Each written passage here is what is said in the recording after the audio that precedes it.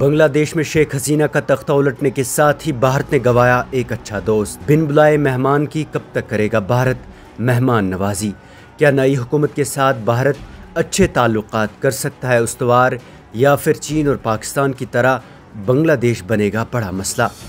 بنگلہ دیش میں ہر گزرتے گھنٹے کے ساتھ حالات تیزی سے بدل رہے ہیں۔ شیخ حسینہ واجد کے اقتدار کے خاتمے کے بعد ہی وہ ملک چھوڑ کر بھارت کی بن بلائے مہمان بن گئی ہیں۔ دوسری طرف سے بھارت کے مخالف نوبیل انعام یافتہ محمد یونس کو عبوری حکومت کا سربراہ بنا دیا گیا ہے۔ وہیں شیخ حسینہ کی کٹر مخالف بنگلہ دیش نیشنلسٹ پارٹی کی لیڈر خالدہ ضیاء کو بھی رہا کر دیا گیا۔ بھارت کی جانب سے شیخ حسینہ واجد کا تختہ الٹنے پر کوئی بیان نہیں دیا گیا، تاہم ایس جے شنکر نے کہا کہ ان کی کڑی نظر وہاں کے حالات پر ہے، جبکہ آل پارٹیز میٹنگ میں رپورٹ کے مطابق راہل گاندھی نے اہم سوال کھڑا کرتے ہوئے کہا کہ سرکار کے پاس نئی حکومت کو لے کر کیا منصوبہ بندی ہے۔ شیخ حسینہ واجد اور بھارت کے درمیان گہرے تعلقات کوئی ڈھکی چھپی بات نہیں۔ 1971 میں مشرقی پاکستان کا بنگلہ دیش بننے میں بھارت کا اہم کردار رہا تھا۔ بانی بنگلہ دیش شیخ مجیب الرحمان کو دیگر افراد خانہ کے ساتھ جب 1975 میں قتل کیا گیا تو اس وقت شیخ حسینہ برطانیہ میں تھی، پھر وہاں سے وہ بھارت آئی اور کئی برس تک بھارت میں قیام کیا، اور آج بھی بھارت نے ہی شیخ حسینہ کو پناہ دی۔ لیکن اب جو بنگلہ دیش میں اقتدار میں آئیں گے وہ بھارت کے کٹر مخالف مانے جاتے ہیں۔ نئے مقرر کیے گئے عبوری حکومت کے سربراہ محمد یونس نے ایک نجی ٹیلی ویژن کے ساتھ بات کرتے ہوئے کہا کہ آج بنگلہ دیش کے نوجوان بھارت کے مخالف ہیں۔ انہوں نے کہا کہ بھارت نے بنگلہ دیش کے بجائے صرف ایک فرد کے ساتھ دوستی مضبوط کی، بھارت کو اپنی پالیسی نئی طرح ترتیب دینے کی ضرورت ہے۔ I keep saying that India is our best friend, have the possibility of becoming a best friend, but instead they focused on not on Bangladesh, they focused on one person.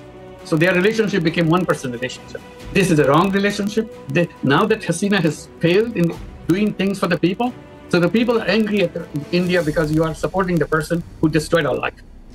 So we have to go back, and I request, I urge Indian policymakers to redesign your policy, whether you want to again find the person to support or a country to support, people of the country to support. This is very important thing because we item after item also India is focusing on the person. Sheikh Hasina کا اقتدار ایسے وقت ختم ہوا جب بھارت اور ان کے تعلقات نہایت ہی مضبوط تھے۔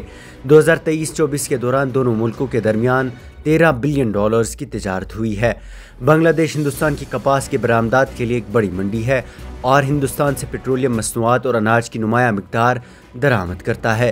دوسری طرف سے بھارت بنگلہ دیش سے تیار ملبوسات درآمد کرتا ہے، جس سے ان کی تجارت میں $391 بلین کا حصہ ہوتا ہے۔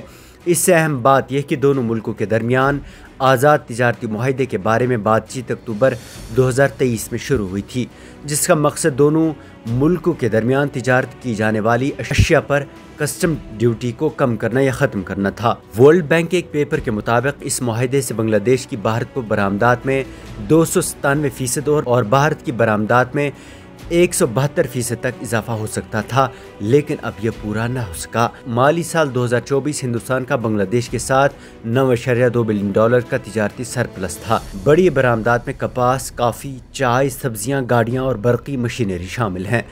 ہندوستان بنگلہ دیش تعلقات کو مضبوط بنانے میں بنیادی ڈھانچے اور رابطے کے منصوبے مرکزی حیثیت رکھتے ہیں۔ 2016 سے بھارت نے بنگلہ دیش میں سڑک، ریل، جہاز رانی اور بندرگاہ کے بنیادی ڈھانچے کی ترقی کے لیے $8 بلین کا قرضہ بڑھایا تھا۔ دوسری طرف سے سفارتی سطح پر دیکھیں تو بنگلہ دیش میں اگلی سرکار جماعت اسلامی اور خالدہ ضیاء کی پارٹی کے بننے کے قوی امکانات ہیں۔ اس صورتحال میں وہاں کی سرکار کا جھکاؤ اب پاکستان اور چین کی طرف نظر آئے گا، جس سے بھارت کے مفادات کو وہاں شدید دھچکا لگ سکتا ہے۔ تاہم سیاسی تجزیہ نگار کہتے ہیں کہ اگر بھارت کو طالبان کے ساتھ بات کرنے میں کوئی پریشانی نہیں تو جماعت اسلامی اور خالدہ ضیاء کے ساتھ بھی کوئی پریشانی نہیں ہونی چاہیے۔ وہیں کچھ تجزیہ نگار کہتے ہیں کہ جو آج امریکہ کے لیے افغانستان ہے، ویسے ہی اب بھارت کے لیے بنگلہ دیش بن گیا ہے۔ آپ کی اس پر کیا رائے ہے؟ ہمیں کمنٹ باکس میں ضرور بتائیں۔ بیورو رپورٹ، ناؤ کے قلم۔